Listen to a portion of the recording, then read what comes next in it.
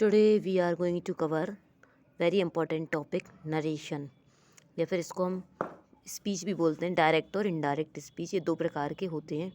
ठीक है, डायरेक्ट का मतलब होता है जैसे कि आई सेड टू राधा, वो यू डू योर वर्क। ठीक है, तो यहाँ पे मैंने अपने ही शब्दों को बताया कि मैंने उससे जैसा कहा। ठीक है, और उसको जो डायरेक्टली बोल देते हैं हम, वो कहलाती डायरेक्ट स्पीच, और अगर उसको इनडायरेक्टली बोलते हैं तो वो कहलाती इनडायरेक्ट स्पीच। जैसे अगर हमने किसी और को ये बात बताई कि मैंने राधा से क्या कहा था, तो मैं उससे ये तो नहीं बोलूँगी कि तुम अपना काम करो, मैं उसको ये बताऊँगी कि वह अपना काम करे। ठीक है, तो यहाँ पे चेंजेस हो जाते हैं। यहाँ पे यू जो था वो सी में कन्वर्ट हो गया। वो अभी जब सामने हैं तो हम उससे यू बोलेंगे, और अगर हम किसी और दूसरे से उसके बारे में बात कर रहे हैं तो वो थर्ड पर्सन बन जाएगी, तो इसलिए हम थर्ड पर्सन का यूज करेंगे यहाँ पर। ठीक है, I hope you get it कि ज्यों के त्यों उन वर्ड्स को बिना चेंज करे बोलना डायरेक्ट स्पीच कहलाती है, और उन वर्ड्स को अपनी लैंग्वेज में बोलना इनडायरेक्ट स्पीच कहलाती है। ठीक है, तो ये जो स्पीच है आई सेड टू राधा, इसको बोला जाता है रिपोर्टिंग स्पीच, और जो बात बोली गई है उसको बोला जाता है रिपोर्टेड स्पीच। तो चेंज हमें रिपोर्टेड स्पीच में ही करना पड़ते हैं। ठीक है, अब चेंजेस देखते हैं कि क्या क्या करने पड़ते हैं। ठीक है, और करना किस स्पीच में, रिपोर्टेड, ये हमें ध्यान रखना है। तो सबसे पहले तो हमें क्या करना है, जो प्रेजेंट टेंस है उसको पूरा का पूरा पास्ट। इसका मतलब अगर प्रेजेंट सिंपल है तो पास्ट सिंपल, प्रेजेंट कॉन्टीन्यूअस है तो पास्ट कॉन्टीन्यूअस, प्रेजेंट परफेक्ट है तो past perfect, present perfect continuous है तो पास्ट परफेक्ट कॉन्टीन्यूअस में कन्वर्ट हो जाएगा। अब अगर पास्ट में है तो क्या करेंगे, पास्ट सिंपल है तो पास्ट परफेक्ट में, पास्ट कॉन्टीन्यूअस है तो पास्ट परफेक्ट कॉन्टीन्यूअस में, और अगर पास्ट परफेक्ट और पास्ट परफेक्ट कॉन्टीन्यूअस में ही है तो उसमें हमें कोई चेंज नहीं करना है। इसको ऐसे ज्यों के त्यों लिख देना है।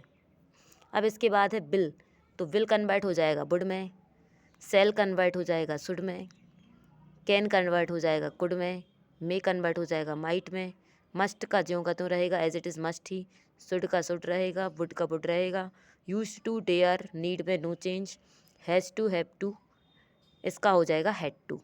अब और अदर वर्ड्स में क्या क्या चेंज करना है देख लेते हैं।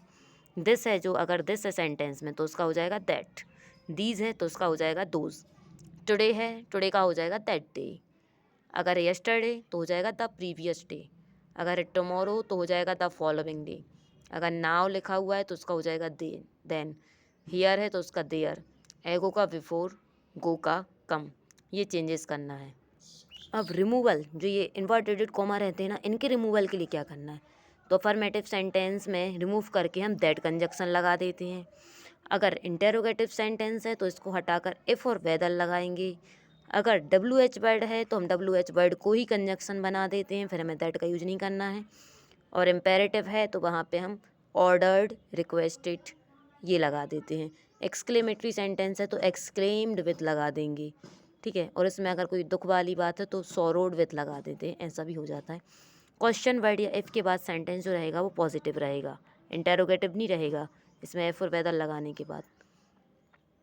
ठीक है, अब प्रोनाउन में क्या चेंज करना है, तो अगर जो सब्जेक्ट है उसको हमें क्या करना है, फर्स्ट पर्सन, मतलब कि अगर फर्स्ट पर्सन में है सब्जेक्ट तो उसको हमारे लिए सब्जेक्ट के अकॉर्डिंग चेंज करना है, सेकंड पर्सन में है तो ऑब्जेक्ट के अकॉर्डिंग चेंज करना है, और थर्ड पर्सन में है तो उसमें नो चेंज। ये हम आपको बताएंगे जब सेंटेंस बनाएंगे, तभी आपको समझ में आएगा, अभी शायद नहीं आया होगा कि क्या बोला मैंने। अब चेंज कब नहीं करना है, तो first of all daily routine को चेंज नहीं करना है, यूनिवर्सल ट्रुथ को चेंज नहीं करना है, फैक्ट्स को चेंज नहीं करना है, प्रोवर्ब।